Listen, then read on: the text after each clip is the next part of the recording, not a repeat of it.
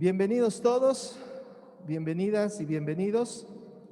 Es el tiempo ahora de que nosotros vamos a recibir del Señor y vamos a recibir su palabra. ¿Qué les parece si me acompañan en la pantalla, por favor? Jimena, si me ayudas. Mateo, quien tenga su Biblia, Mateo, capítulo 7, versículos 24 y 25. Voy a leerlo en la Nueva Versión Internacional y dice así: Por tanto, todo el que me oye estas palabras y las pone en práctica es como un hombre prudente que construyó su casa sobre la roca. Cayeron las lluvias, crecieron los ríos y soplaron los vientos y azotaron aquella casa. Con todo, la casa no se derrumbó porque estaba cimentada sobre la roca. ¿Quién quiere, hermanos, en esta mañana edificar o seguir edificando su casa sobre la roca? Levante su mano. Amén, amén.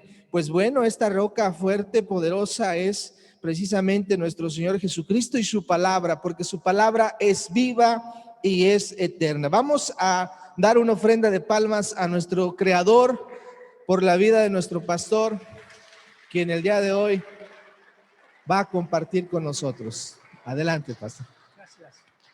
Gracias, mi hermano. Dios te bendiga. Muy buenos días. ¿Cómo amanecimos todos? ¿Bien? Qué bueno, gracias a Dios. Yo también nos sentimos contentos por la dicha que Dios nos da de seguir vivos compartiendo su palabra. Bueno, gracias a Dios. La reunión pasada, vamos a orar. ¿Sí? ¿Qué les parece? Primero, aunque ya hemos orado, oramos un montón, pero hay que seguir orando. Señor, gracias por la bendición de estar juntos, por cada familia que ha llegado con bien a tu casa. Gracias por tu presencia y por las familias que se han conectado y se han enlazado a la distancia.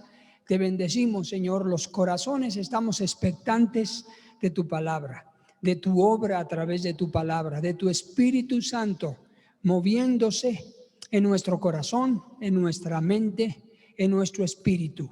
Nos ponemos en tus manos, ponemos este tiempo en tus manos.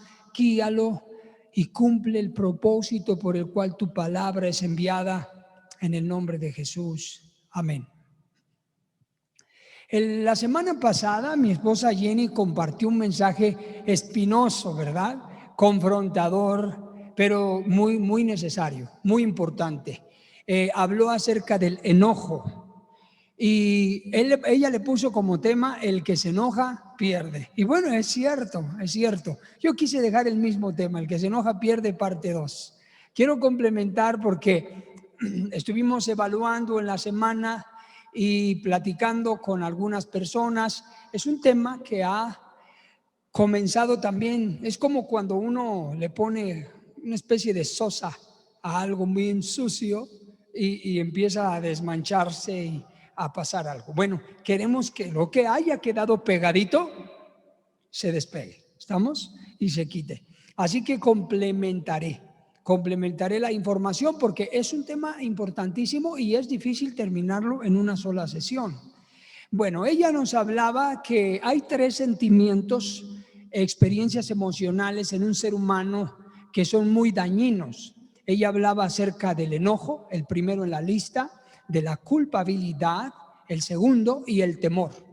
Y es muy cierto porque esas 3 experiencias emocionales pueden llevar al ser humano a decisiones, acciones, o en último de los casos, a pararse, ¿verdad? Detener su vida, no tomar acciones y quedar su vida estancada por muchos años en alguna área, en alguna faceta de nuestra vida. Entonces, quiere decir que estas experiencias emocionales son multifactoriales. Son varios los factores alrededor que desencadenan el enojo. Pueden ser, como ella mencionaba, de manera pecaminosa, cosas impías, de defectos de carácter, de formas negativas de ser. Pueden ser también un enojo de tipo reprimido, cuando no podemos o de momento no queremos expresarlo, manifestarlo, lo reservamos, lo reprimimos, lo guardamos, pero eso nos asalta después. En algún momento, ¡pum!, va a explotar, y de las peores maneras. O sea, si quisimos evitar una confrontación por intentar evitarlo, después es peor. Entonces ese es un enojo reprimido, ¿verdad? El pecaminoso, reprimido. Y el tercero, pues es el enojo justo, que en realidad pues el enojo es una emoción muy natural con la que Dios nos ha creado, como todas las demás emociones. Sin embargo, el enojo es muy presente en la vida del ser humano. Y decía yo al principio, es multifactorial. Hay muchos detonantes en el enojo. Por ejemplo, el estrés. Los estresores de la vida nos enojan. Nos enoja el estrés, nos sentimos molestos por el estrés que provoca, ¿verdad? También la frustración nos hace enojar. Frustrarnos, ¿a cuántos nos enoja estar frustrados? También la injusticia nos molesta, nos enoja. Las pérdidas, ¿verdad?, que atravesamos en la vida nos hacen vivir una fase que es el enojo o la ira. Las ofensas, ser ofendidos nos enoja, nos puede hacer enojar. También las agresiones, sentirnos agredidos. Gracias. Sentirnos agredidos o cuando somos agredidos nos enoja. Amenazas nos pueden hacer enojar porque puede sacar dentro de nosotros una indignación. El orgullo es, wow, increíblemente una base del enojo. A veces no tenemos que enojarnos, pero somos tan orgullosos que nos enojamos por todo, ¿verdad? Y por nada. Entonces, son algunos factores que alrededor del enojo que desencadena nuestro enojo. Yo le pido, por favor, que durante este mensaje reflexionemos. Son mensajes reflexivos que nos llevan a reflexionar para, dice la Biblia, escudriñar. Dice la Biblia también inquirir. ¿Qué es la palabra inquirir? Dice la Biblia, el rey David, inquirir en tu templo. Es decir, meditar, pensar, analizar, reflexionar. Entonces, yo le pido que tengamos esa actitud para que saquemos el mayor provecho. Si usted no vino hace 8 días, pues esto le va a caer muy bien. Y si vino hace 8 días, pues todavía mejor, porque lo que haya quedado ahí puede complementarse. Ok, bien. Así que lo que he mencionado, identifíquese, por favor. La pregunta es una pregunta obvia, ¿verdad? ¿Eres enojón? ¿Eres enojona? Y si dices sí, yo te hago otra pregunta. ¿Qué tanto?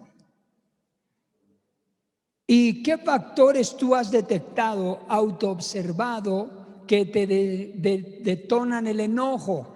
Y alguno va a decir, todo. Bueno, eso puede ser, es cierto. Ok. Bueno, quiero recalcar lo que Jenny mencionaba acerca del enojo justo, porque el enojo, como una emoción también natural y justa, es un instinto que desarrollamos de preservación, conservación, protección. Si alguien nos hace una injusticia o agrede a nuestros hijos, nuestro enojo nos hace ser fuertes, valientes, determinados, protectores, sacar lo mejor de nosotros. En algunos casos, los enojos también nos llevan a demandar justicia.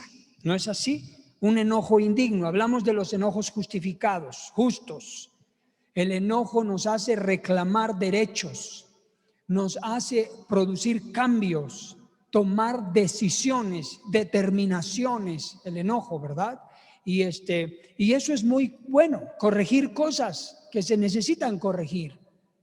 Recuerdo hace muchos años que leí uno de los libros que leí sobre el matrimonio, me gustó muchísimo, y una parte del libro decía respecto a esto, por eso lo cito, decía: el amor entre el matrimonio no solamente es besos, abrazos y apapachos. El amor entre el matrimonio también es decir, detente, no permitiré que destruyas nuestra familia. Entonces estamos hablando de uno de los cónyuges que le para en seco al otro cónyuge por estar de cabeza. Eso es amor, pero a la vez es un amor expresado justamente con un enojo, ¿verdad? Jenny mencionaba al Señor Jesús. Como la Biblia menciona una de las veces que el Señor Jesús se molestó, se enojó, Él entró en el templo y tomó una cuerda una de las cuerdas que a lo mejor estaba colgada en algún lugar, y con la cuerda él golpeó, o sea, le pegó a los hombres, y las mesas, que parecía un mercado el templo, un montón de mercado, ¿verdad? Vendían dentro del templo hasta lo que no deberían vender, y cambiaban la moneda romana por moneda hebrea y las monedas de otras naciones. Ahí había, por eso se le llama cambistas, porque cambiaban las monedas como casas de moneda, ¿no? Y el Señor Jesús aventó todo, les volteó las mesas, les tiró y les pateó las cajas de las gallinas, les pateó esas cajas de los, ¿cómo se dice? De los borregos, ¿no? Les volteó, pues.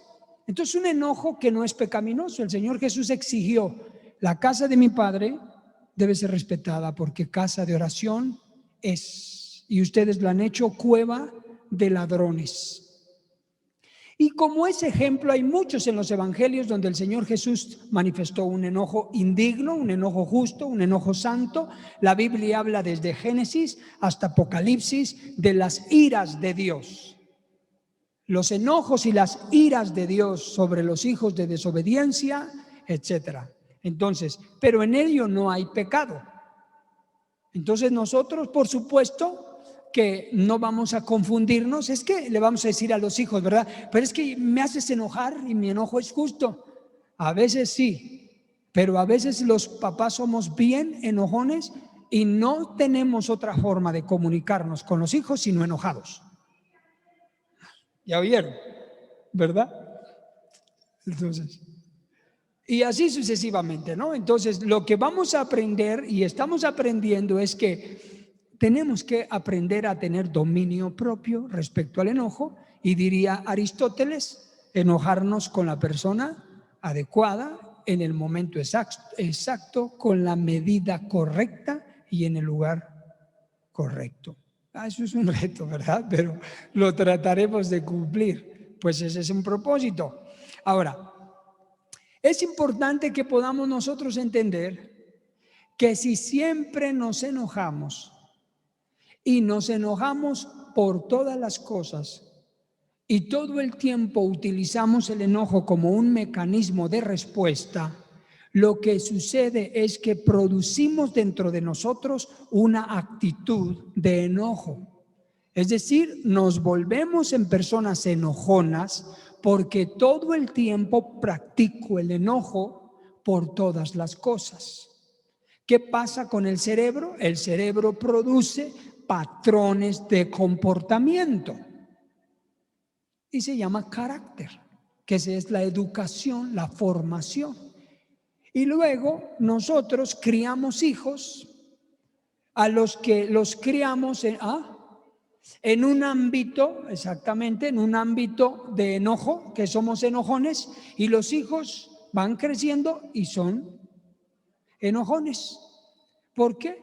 Porque en el cerebro se produce un proceso que se llama aprendizaje, ¿verdad? Y hay uno de los teóricos del aprendizaje que se llama aprendizaje vicario, y que el aprendizaje vicario se da por la imitación. Pero ¿por qué el cerebro responde? Porque en el cerebro tenemos dos neuronas que se llaman ínsulas, del hemisferio derecho, hemisferio izquierdo, y esas neuronas ínsulas se encargan de producir la conducta de imitación y de aprendizaje. Entonces es neuronal el aprendizaje. Se graba en la memoria. ¿Y qué hace un niño? Una niña crece y crecemos.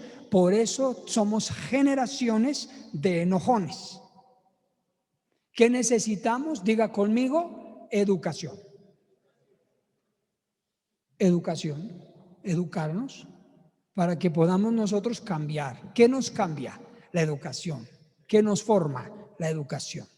Entonces, la iglesia, decía Jenny hace 8 días, la iglesia, esta casa, una de sus funciones es educar a la gente de Dios. Diga conmigo eso, por favor. Educar a la gente de Dios. A eso venimos, a educarnos. No venimos a santiguarnos ni a apagar nuestras conciencias. Venimos a educarnos para cambiar. Dios nos perdona nuestros pecados, pero nos ofrece cambiar. O sea, una cosa es el perdón de Dios y otra cosa es el cambio que Dios produce en nosotros. Entonces Dios nos perdona, nos redime y nos salva. y deja a su Espíritu Santo para cambiarnos. El cambio es un proceso, el perdón es instantáneo. Yo me arrepiento y en un minuto estoy perdonado, y si me muero me voy al cielo, así de fácil, porque Él lo hizo fácil. No importa que yo sea Barrabás. Si me perdona Dios y me arrepiento, aunque sea Barrabás, me muero y me voy al cielo. No significa que me fui cambiado, ¿me comprende? Ahora viene la otra etapa en la vida cristiana, que es el cambio, el nuevo nacimiento, la nueva criatura, y eso es un proceso a donde se involucran pues conciencia, reflexión, decisión, ¿verdad? Ambientes, cambios ambientales, sociales, y eso ayuda. Ok, entendiendo esta reflexión, quiero, antes de ver la parte bíblica, quiero mostrarles desde la perspectiva de la neurobiología por qué es el problema del enojo, para que nos comprendamos. Los griegos tenían una frase en el principal puerta del templo de Apolos que decía: conócete a ti mismo. ¿Y cuál era el objetivo de conocernos a nosotros mismos? El autocuidado. No podemos cambiar lo que no conozco, no podemos cuidar lo que no sé. Entonces, si nos conocemos, nos podemos cambiar, ¿verdad? Y no vamos a decir esa frase que es chistosa si ya sabes cómo me pongo para que me invitas, ¿verdad? Eso no debemos decirlo. Entonces necesitamos cambiarlo, ¿no? Ok, vamos a ver en la pantalla una imagen que está diseñada, la hice en un gráfico, pero ponlo, hija, por favor. Les voy a explicar primero un poquito esta imagen, en un momento, que nuestros técnicos, ahí está, gracias ingeniera de proyección.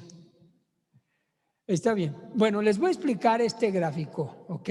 Pero lo hice en forma de gráfico, pero antes de ver el gráfico. Ahí déjalo, mija. Bueno, lo que ustedes tienen en figura de gráfico es el cerebro, ¿ok? Pero para que lo entendamos mejor. La parte de aquí afuera, ¿ok? Esta parte de aquí afuera le vamos a llamar los sentidos, ¿ok? El olfato, la vista, el oído, el tacto, ¿ok? Los sentidos sensoriales, afuera, aquí afuera, ¿ok? Ahora, esto que ustedes ven aquí adentro, esta campana, a esta parte de aquí, en el cerebro, le llamamos sistema glandular o el sistema límbico. Más o menos está donde están mis ojos, aproximadamente tus ojos, en esta parte, pero por dentro, arriba, está esta campana que está aquí. Esto de aquí lo tenemos aquí adentro en el cerebro, ¿ok? Arriba de la nariz. Ahora bien, lo que está aquí arriba de la parte de la campana, esto de aquí arriba que estoy señalizando, aquí arriba de la campana, es la corteza cerebral, ¿ok? La materia gris. ¿Estamos de acuerdo? Entonces, cuando yo exprese que viene algo de afuera, es sentidos. Cuando explique que las emociones, como el enojo, es el sistema glandular, ¿qué es esto? La campana, o en la que se conoce como el sistema de la amígdala y todo ese proceso. Hay las emociones aquí y arriba el cerebro, ¿ok? Muy bien, ya que lo expliqué de esa manera, vamos a hacer el gráfico. ¿Por qué pasa lo del enojo y nos enojamos y somos enojones? Porque hay distintas situaciones en nuestra vida, factores que nos llevan al enojo. Por ejemplo, cosas exteriores, ¿ok? Que yo vi. ¿Recuerdan? Lo exterior, aquí. ¿Ok? Que yo vi, que yo escuché. Entonces, esa información viene a mí como una experiencia, en forma de experiencia. Una ofensa, una mirada de una mala mirada, lo que sea, una injusticia, etcétera. Lo que vi, lo que oí. ¿Ok? Entonces, eso entra. Y aquí dice intervalo de, no sale completa, pero dice intervalo de tolerancia. Cuando está aquí abajo, la tolerancia es baja, es 0. Entonces, ¿qué significa cuando yo tengo una experiencia de molestia, de tolerancia baja, casi 0?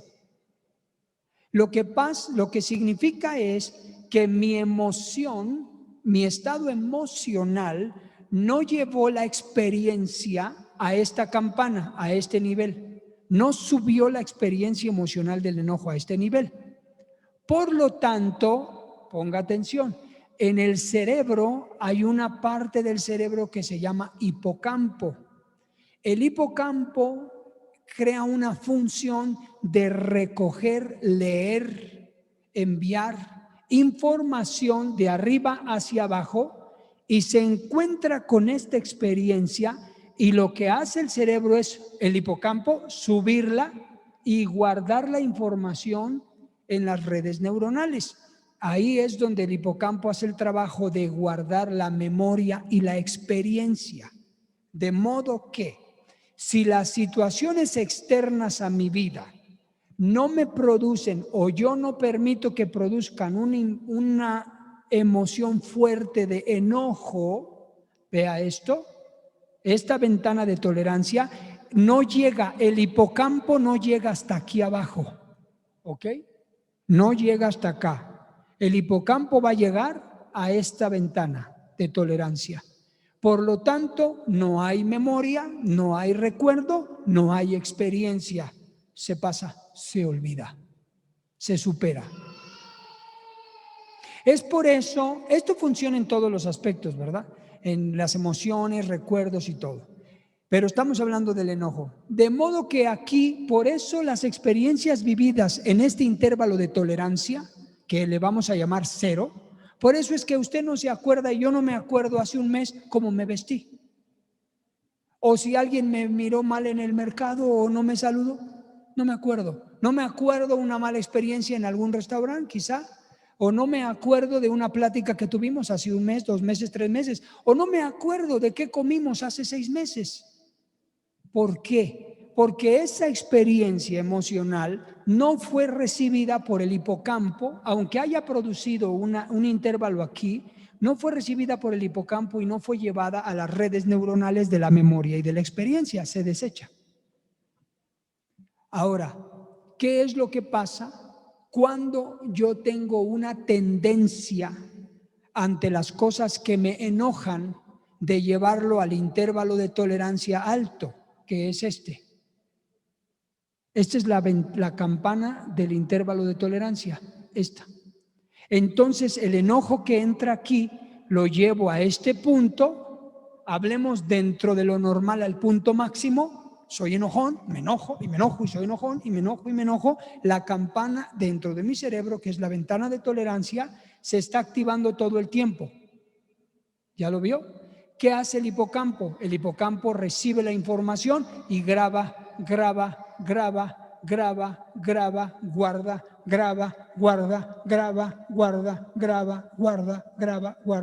la experiencia y graba y guarda la memoria a corto plazo y a largo plazo. Y luego se añade dentro del cerebro una parte que tenemos que se conoce como memoria asociativa. Échele. ¿Qué significa? Que aunque la experiencia ya no esté externa, no exista, el simple hecho de ver algo que me trae el recuerdo, como mi hipocampo ha estado grave, experiencia, graba, memoria, graba y graba y graba, entonces el hipocampo activa la red neuronal de la memoria y aunque ya no me hayan dicho nada, el recuerdo de asociación, personas, cosas, olores, sabores, colores, mi cerebro lo asocia y me hace sentir la experiencia emocional otra vez. ¿Qué hizo el hipocampo? El hipocampo tomó la información que grabó y la envió al sistema emocional y me hizo vivir la experiencia sin que nadie me provocara. Espero haberme explicado. Una explicación más para terminar y ver lo bíblico. ¿Qué es lo que pasa cuando nosotros llevamos nuestro nivel de enojo a la ira? Es otra cosa. O sea, somos enojones, estoy hablando del enojón o la enojona. Pero ¿qué pasa cuando somos personas que rebasamos esos niveles de enojo y los llevamos a límites innecesarios? o lo que produce el cerebro, el sistema glandular, el sistema límbico, la experiencia emocional, esto de aquí, esta ventana de tolerancia se rebasa. Y al rebasarse, miren, ¿ya vieron esto? Ventana de tolerancia. Al rebasarse, abro otra ventana dentro de mi cerebro que se llama experiencia traumática hiperactivación, a donde entra la ira, la cólera, la venganza, la rumiación para vengarme, el odio, las raíces de amargura. Están excediendo el nivel de tolerancia normal, que de por sí si es enojo y enojo y enojo ya está mal, y luego lo excedo a niveles de tolerancia. Entonces creo una experiencia traumática que con mucho mayor razón el hipocampo recibe la información, pero a un grado más agresivo, y impregna la información y la experiencia en redes neuronales de manera más agresiva. Por eso se llama trauma. Porque ¿qué es un trauma? Es una huella. ¿Me explico? Cuando dicen tuvo un golpe traumático, tuvo un golpe, una huella, ya sea en el cerebro, en el brazo, expuesta, luego fractura expuesta, pues peor. Trauma con fractura expuesta, entonces ya está peor ahí. La experiencia traumática es, déjeme decirlo de estas palabras, es un golpe, me explico, al cerebro, que lo dejó morado por dentro, emocionalmente, en la experiencia y en la recuerdo. Eso obviamente que es mucho más difícil de borrar. Por eso se hace estrés postraumático o estrés agudo. Y provoca en el ser humano conductas. ¿Por qué? Porque el hipocampo, al grabar esa información y al procesarla el cerebro, genera conductas involuntarias y a la vez se terminan volviendo voluntarias con la intención de protegerse de la experiencia. Y estas son, por ejemplo, la memoria somática.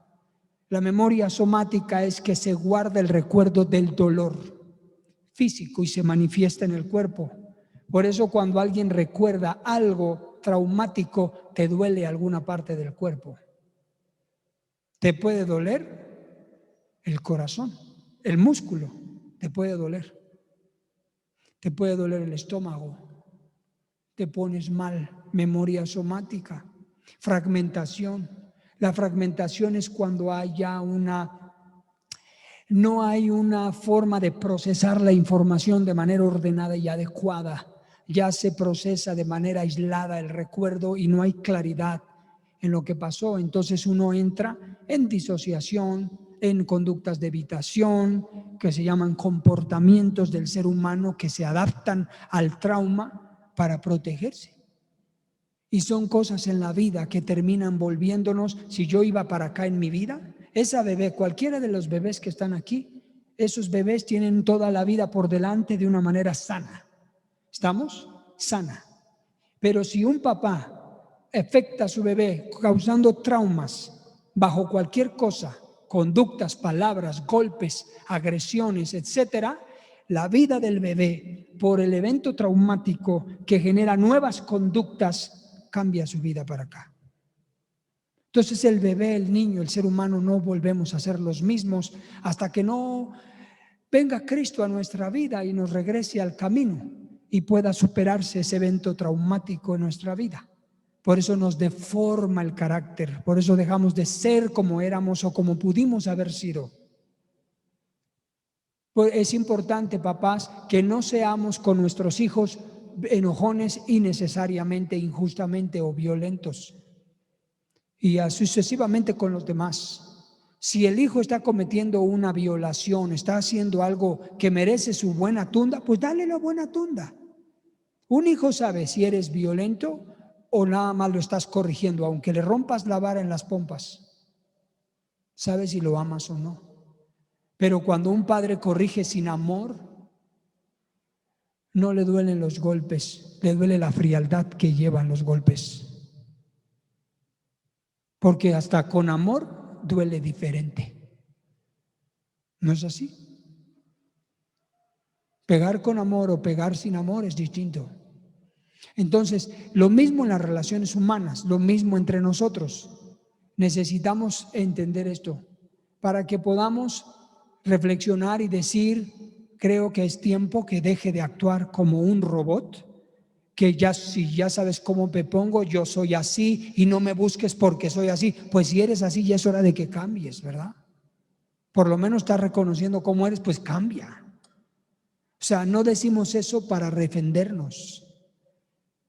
Si estamos reconociendo que somos personas con un carácter violento, pues es el momento de cambiar, porque si no, entonces es cinismo. Y tenemos que poner todo el empeño en cambiar. Y quiero explicarles ahora cómo lo vamos a hacer, porque es interesante saber, ¿verdad? Porque bueno es qué pasa, por qué pasa y la importancia de lo que pasa, pero ¿cómo le hago para dejar de que pase? Eso es algo diferente. Bueno, trataré de hacerlo. Espero no quedarme en medio de sus expectativas. Ok. ¿Qué es entonces, aplicando esta ciencia de la salud, de la neurobiología, qué es entonces, por qué es tan poderoso el Evangelio? ¿Por qué es tan poderosa la Biblia? ¿Por qué Dios es poderoso? ¿Por qué? ¿Por qué acercarnos a Dios, acercarnos a la palabra? ¿Por qué entregarnos a la vida cristiana tiene que marcar la diferencia en una persona? ¿Por qué? Yo me lo pregunto y no me conformo si no hay una respuesta. Porque la Biblia dice que su palabra es viva y eficaz. La Biblia dice que su palabra en hebreo, viva y eficaz, Hebreos 4:12, y luego dice Timoteo que la palabra es útil para enseñar, redarguir, transformar, cambiar, a fin de preparar al hombre en toda buena obra. Entonces la palabra de Dios es viva, eficaz y poderosa para cambiarnos. Quiero compartirles por qué, a través de entenderlo desde esta ciencia. Pero mire, Jesucristo dijo en Mateo 6:10, venga a nosotros, es parte del Padre nuestro, venga a nosotros tu reino y hágase tu voluntad. Número uno, les estoy diciendo ahorita unos textos bíblicos de comprensión. Pero vamos a entender qué debo hacer para que esa palabra se vuelva real en mi vida. Entonces yo digo, ¿cuántos se saben el Padre Nuestro? Levante la mano. Todos, ¿verdad? Todos. Recuerdo, no sé si ya he narrado esto, pero iba manejando mi camioneta hace varios años atrás, muchos años atrás. Entonces yo iba bajando por una calle, acá, y veo en la esquina a un hombre sin camisa. Se veía que estaba mal, en mal estado, sin camisa, y no sé si traía zapatos, pero se veía mal. Y una señora chaparrita de delantal, sí se dice así, ¿verdad? De delantal, discutiendo con él. Entonces yo veo y me pongo alarma, ¿verdad? Yo dije, ¿qué le estará haciendo este hombre a la señora? Y paro mi camioneta al lado de la señora y le bajo el vidrio y le digo, señora, porque estaban entrados, ¿está usted bien? Y me volteé a ver, sí, yo estoy bien, joven, fulano tal. O sea, resulta que la señora era la que estaba agandallando al señor. Y yo le iba a hacer el paro a la señora. Entonces le digo, ¿pero qué pasa, señora? Y me dice, fulano de tal, que no me paga lo que me debe. ¿Le debe dinero? No, me debe comidas y no me ha pagado. Y ya no lo voy a dejar ir de aquí si no me paga en este momento. Digo, señora, ¿pero ya miró cómo está? Sí, pues ya lo vi, pero que me pague. Y le digo, señora, le hago una pregunta. Y me dice, sí, dígame, ¿conoce el Padre Nuestro? Sí, conozco el Padre Nuestro, pero que me pague. Le digo, pero quiero decirle algo. En serio, así como me dice, así fue. Y le digo, pero quiero decirle algo. El Padre Nuestro dice, señora, que perdona a tus semejantes las deudas como Dios nos ha perdonado. ¿Dios le ha perdonado algo para que usted? Sí, yo lo perdono, pero que me pague. En ese momento, yo creo que el que le cayó el 20 fue a él. Porque mientras yo distraía a la señora, que pela pata y que se echa a correr. Ay, señora, ya no supe qué hacer, ¿verdad? Y la señora ya se me echó a correr. Digo, bueno, señora, mire, yo le aconsejo que lo perdone, porque a lo mejor ni le va a pagar. pero es mejor que usted lo perdone. Ya la señora se dio quién sabe si me ha de haber dicho algo, no la oí, ¿verdad? Pero se dio la media vuelta, se fue y yo seguí mi camino. Entonces, nosotros debemos saber que el Señor nos dice, venga a mí tu reino, como tanto nos dice, perdóname, y hágase en mí tu voluntad. Entonces, usted dígame, ¿cree que el Señor venga a mí tu reino y hágase tu voluntad? ¿Es que yo sea un enojón siempre y atienda las cosas de manera enojona? ¿Verdad que no? Porque el reino, por eso el tema es también lo que hemos hablado de venga a mí tu reino. Si el reino del Señor viene a mi vida, no tengo por qué seguir siendo el mismo. ¿Me comprende? Porque yo no entiendo la lógica de eso. Venga a mí tu reino, Señor, y hágase tu voluntad. Y Dios nos dice, pues mi voluntad es que perdones. Ah, no sé, como la señora, ¿verdad? Pues lo perdono, pero que me pague. Entonces, no es así. O sea, venga a mí tu reino es gobiérname, reíname, y que tu voluntad se haga en mi vida. Y tu voluntad es que yo cambie. Tu voluntad es que no sea el mismo, que no sea yo la misma, que haga cambios en mi vida. ¿O no es así? Bueno, entonces dile al de al lado, ¿y por qué sigue siguiendo igual? Dile, Mayer, por favor. No, no, al de atrás.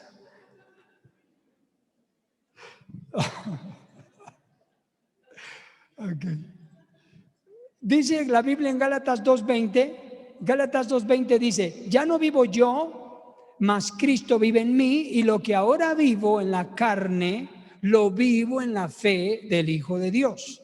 Entonces, si yo digo esta palabra o aprendo esta palabra en la Biblia porque la he leído y la Biblia dice, ya no vivo yo, mas Cristo vive en mí, wow, imagínense, Cristo vive en nosotros y mire cómo somos. Nada que ver, ¿verdad? Y a lo mejor no vive Cristo, a lo mejor vive quién sabe quién, pero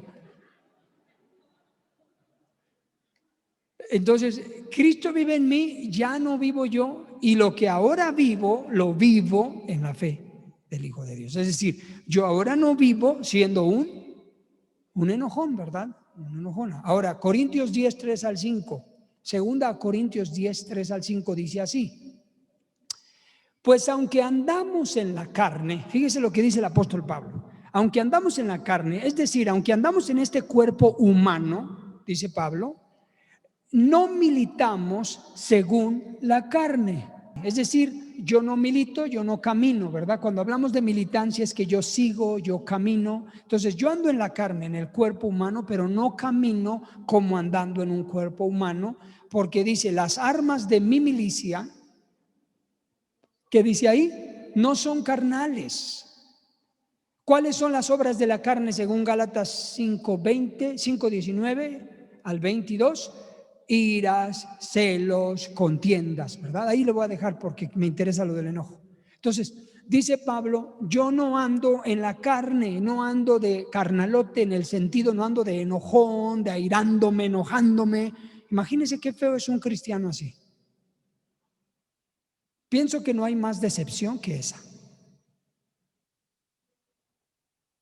Entonces necesitamos nosotros, precisamente por reflexionar que vamos a cambiar esa área, porque no milito en la carne. Las armas de la milicia no son carnales, sino poderosas en Dios, que dice ahí, por favor, güera, déjalo. Poderosas en Dios para destruir mis fortalezas y las fortalezas de otras cosas. Poderosas para destruir esas fortalezas de enojo, derribando argumentos y toda altivez que se levanta en contra del conocimiento de Dios y llevando cautivo todo pensamiento a la obediencia en Cristo. Entonces se derriban argumentos en mí. ¿Argumentos cuáles? Pues el que yo siempre tengo la razón y que yo creo que las cosas son como son o como yo las veo. Esos argumentos tan orgullosos, tan egoístas, tan personalistas, se deben derribar. Porque ni sé todo, ni lo sé todo, ni tengo la razón de todo, ni las cosas son como yo las veo. También a mi alrededor hay personas inteligentes, capaces y que también tienen la razón y tienen derecho. El mundo no gira a mi alrededor, yo soy parte de él.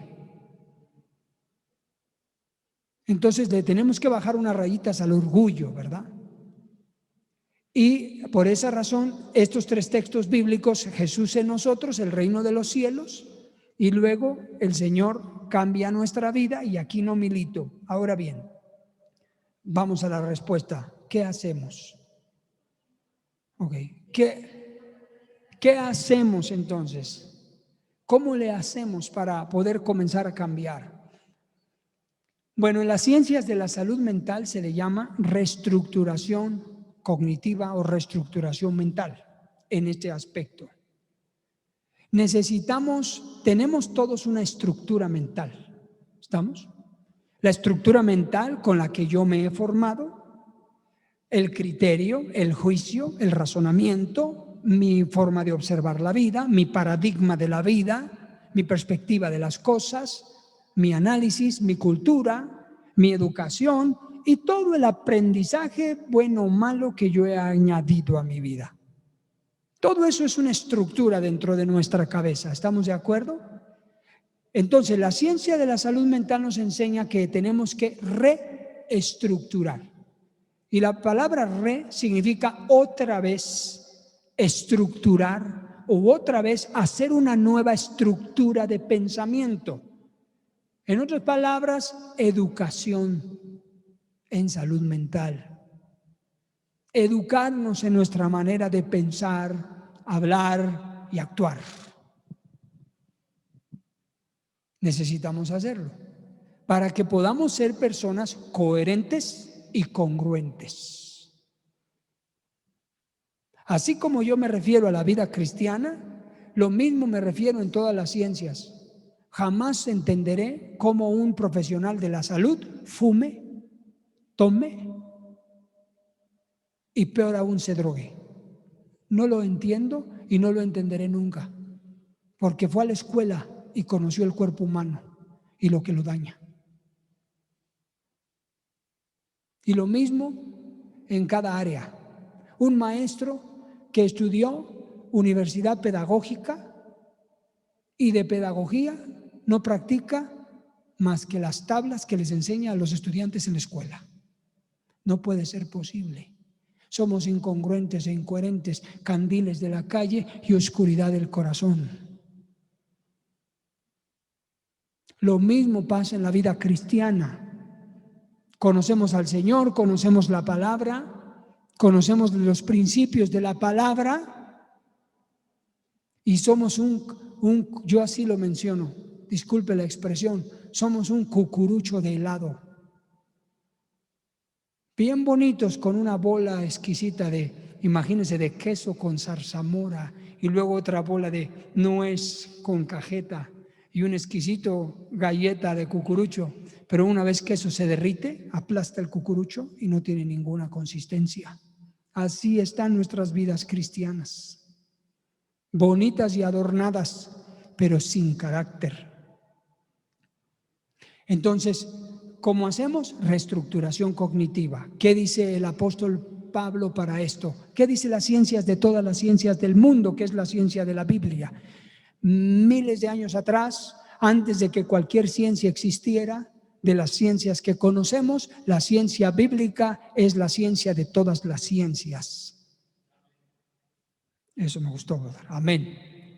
Y la ciencia de todas las ciencias dice en Filipenses 4:8, amados míos, dice Pablo el apóstol, piensen en esto, si hay alguna virtud, si hay algo digno en lo que pensar, si hay algo bueno, amable, si conviene, si es agradable, en esto piensen. ¿Cómo reestructuramos nuestra manera de pensar? Pues como dice la Biblia, piensa positivamente, piensa bien de los demás, piensa bien de ti mismo y si hay algo que esté mal, busquemos el lado positivo detrás de lo negativo. Busquemos la experiencia subjetiva detrás de lo objetivo. Es decir, hay algo que puede uno sacar de provecho de lo que está uno pasando.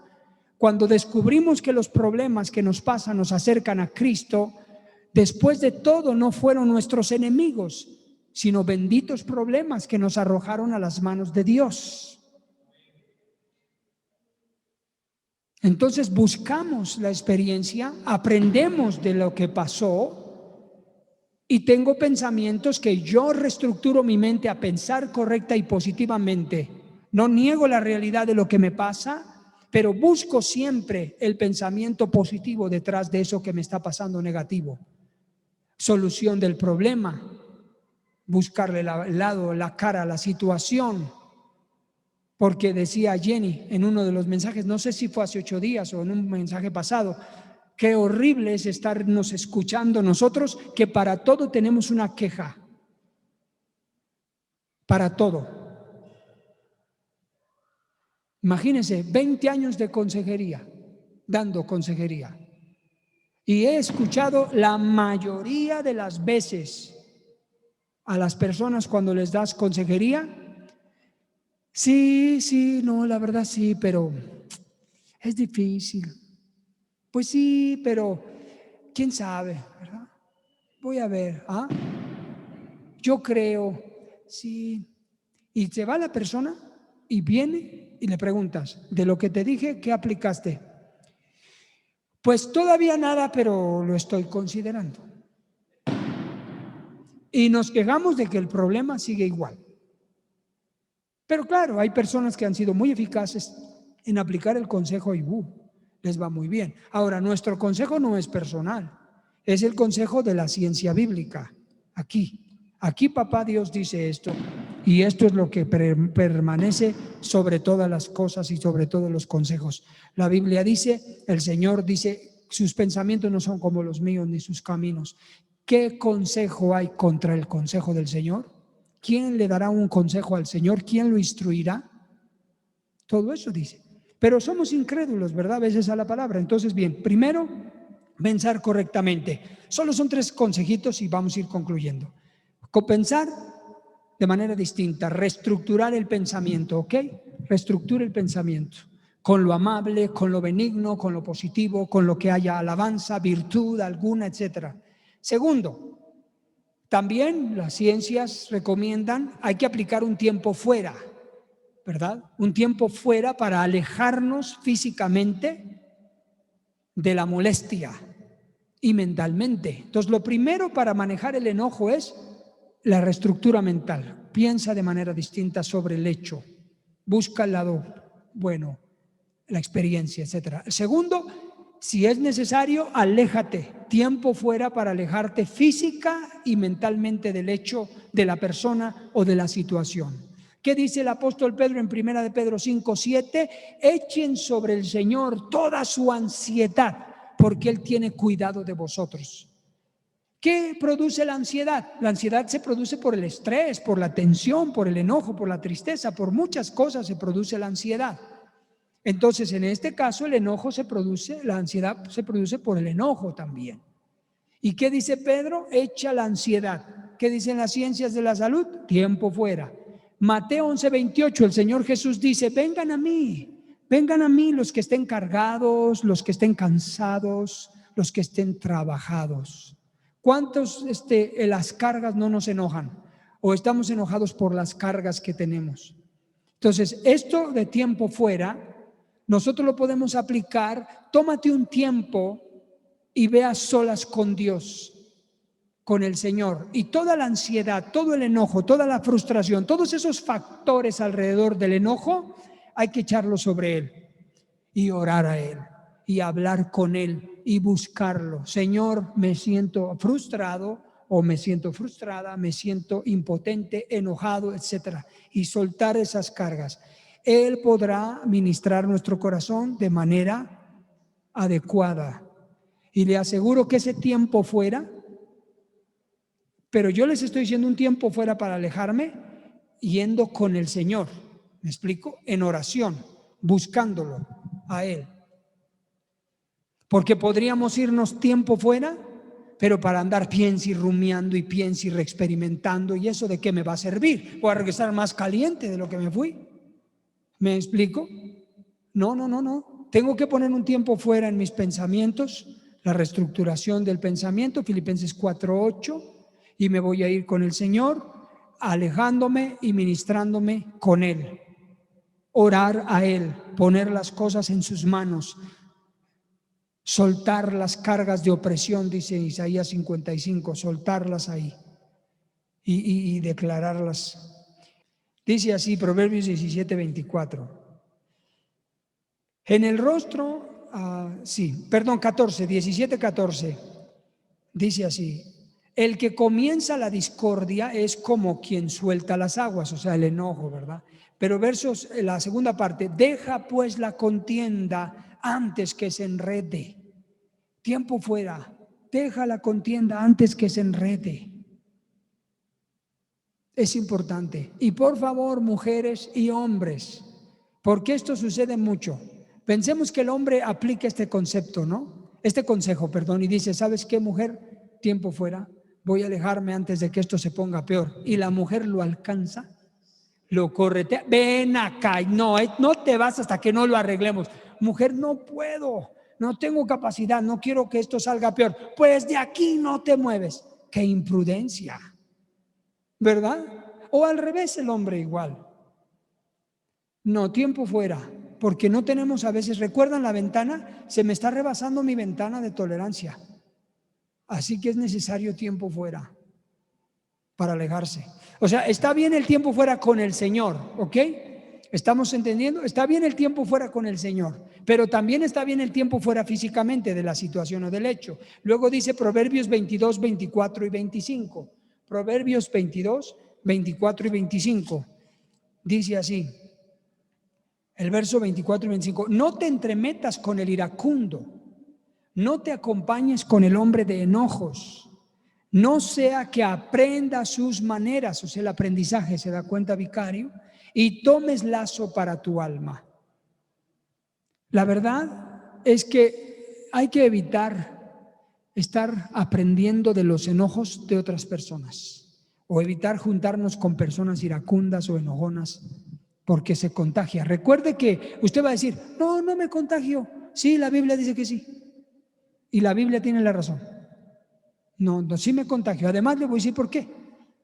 La Biblia dice para empezar. Segundo, si le queda duda, la neurología dice que tenemos dos neuronas, aquí una izquierda y una derecha, que se llaman ínsulas. Y esas, quiera yo o no, se activan y aprendo, copio. Se llaman neuronas espejo, ¿verdad? Son células nerviosas que en mí van a reproducir voluntaria e involuntariamente actos o actitudes por el aprendizaje. Así que por eso dice la Biblia, la ciencia de las Biblias, da el consejo, apártate, porque no vas a aprender esas mañas, esas maneras. ¿ven? Luego, último consejo, ya dije la reestructuración, Filipenses 4:8, el cambio de pensamiento positivo, el segundo tiempo fuera, para irme con el Señor o también para alejarme. Pero tercero, dice Santiago 1:19, todo hombre, todo ser humano sea pronto para hablar, tardo para airarse, ¿verdad? Y pronto para escuchar. Entonces, ¿cómo debemos ser? Prontos para oír, tardos para hablar, tardos para escuchar, para airarnos. ¿Eso qué significa? Que tenemos nosotros que ser prudentes ante el enojo y entre menos hablemos o queramos resolver las cosas enojados, cuando el enojo no es justo. Recuerden, cuando el enojo no es justo. Cuando es un enojo circunstancial, de desacuerdo o malo, hay que ser prudentes. Hay que escuchar mejor. Y después, si es posible, hablar. Pronto para oír, tardo para hablar, tardo para airarse. ¿Ok? Porque podemos enojarnos sin razón, aunque nosotros no tomemos y no tomar en cuenta todas las situaciones, los elementos de la situación, no los tomamos en cuenta. ¿Ok? Concluyo. ¿Cómo funcionan entonces las escrituras? Ya con esto concluyo. Por favor, mi niña, vete a la gráfica otra vez.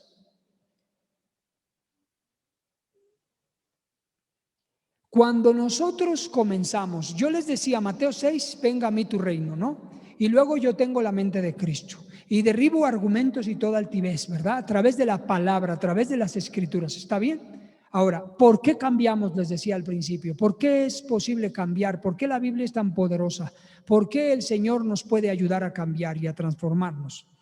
Porque nosotros, ahora véalo desde esta perspectiva, ya no desde la experiencia sensorial vivida, sino desde la conciencia que tenemos como seres humanos, desde el aprendizaje voluntario, desde la intención de leer la palabra, creer la palabra, alimentarme de la palabra, oír la palabra. Sí estoy usando lo sensorial, ¿no? Que es la vista, que es el oído, pero estamos hablando de una voluntad, no es circunstancial. Mi voluntad de leer, mi voluntad de oír la palabra.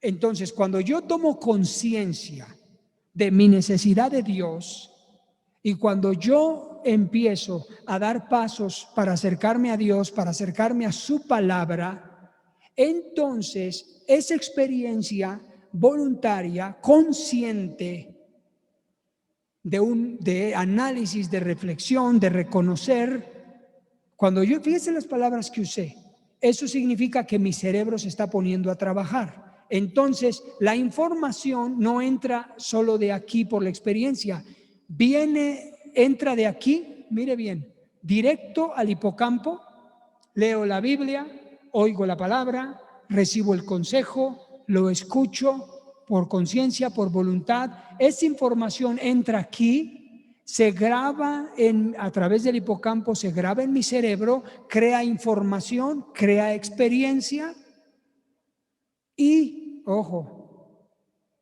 cuando vivo situaciones que me hacen enojar, entran y me llevan a esta ventana de tolerancia o amenazan con llevarme a la ventana de la experiencia traumática, mi información del hipocampo, del cerebro, ahora va a enviar la palabra aquí.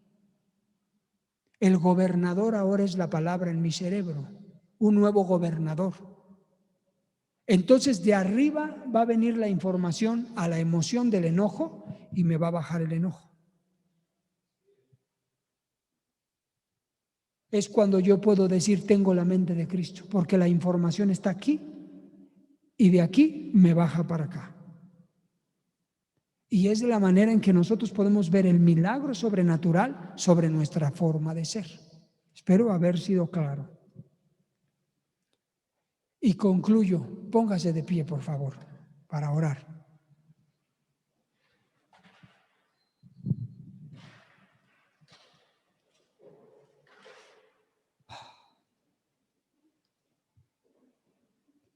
Si no está funcionando, debo decirlo. Si usted conoce la palabra de Dios, la empieza a conocer, tiene aquí información ya, poderosa, viva y eficaz, aquí. Y de todos modos sigue gobernando el enojo, usted o yo tenemos un problema de voluntad.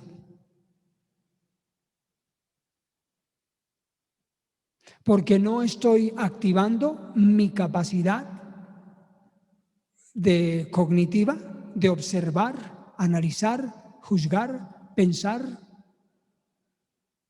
para que gobierne mi enojo. Sigo siendo, con todo el coco lleno, sigo siendo yo una persona completamente emocional. Y no hago que esto trabaje para controlar. Bueno, es aquí, ¿no? En el sistema límbico, pero lo voy a decir acá, en las emociones. Por eso no cambiamos.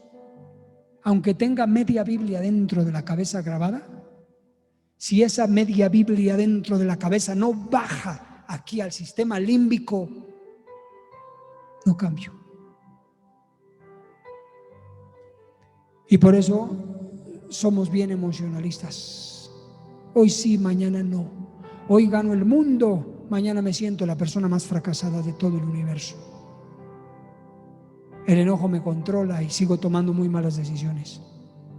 Por eso es que venga a mí tu reino y se haga tu voluntad y Él controle. Así que vamos a concluir, familias, orando. Final consejo es: busque a Dios, busquemos a Dios en oración, porque Él es la fuente de todo poder. Él es la fuente de todo poder. La Biblia es la Biblia porque el autor es vivo y eficaz, es Dios. y Él activa el poder de la palabra en mí. Segundo, lea las Escrituras, léalas con fe. Y esa información, cuando ya la tenga en su cabecita y la necesite, sáquela como una herramienta y sáquela de ahí y aplíquela. Y someta, sea el gobernador, y someta sus emociones, sus acciones, sus decisiones. Y le aseguro que todos vamos a experimentar un cambio sobrenatural, la sobrenaturalidad de la palabra. Querido Padre que estás en el cielo, oh, te damos gracias con todo el corazón, porque confiamos con tu Espíritu Santo, que puede cambiar en nuestra vida todo lo que somos y lo que no te agrada, a través de tu preciosa palabra. Hoy hemos comprendido un poquito más cómo funcionamos los seres humanos, Señor, y por qué tu palabra es poderosa, es viva y eficaz y funciona sobre nuestra vida. Ayúdanos a tener la fe en ella, la fe en la palabra que necesitamos para que ésta funcione. En el nombre de Cristo Jesús, ayúdanos a creer en ella como tu absoluta palabra y como el poder sobrenatural que gobernará y cambiará nuestra forma de ser y nuestra forma de vivir. Nos ponemos en tus preciosas manos para que nos ayudes a poner por obra lo que ya sabemos, lo que ya aprendemos. Y Padre, de manera especial te pido por las familias nuevas que nos visitan, que están conociendo apenas tu palabra, los matrimonios, las familias, las personas. Yo te pido que por ahora la fe que ellos tienen y la conciencia que tú les estás ayudando a tener sea suficiente para empezar. Sea eso su fe puesta en ti con la expectativa y la esperanza en ti. Quizá lo que ahora tú harás no lo entienden, pero lo entenderán después. Y confiamos y los ponemos en tus manos para que el diablo no robe la preciosa semilla de su corazón y la palabra produzca fruto de fe y cambios en su vida. Y nadie aquí, Señor, esté exento de tu bendición. En el nombre de Cristo Jesús. Amén. So this is real.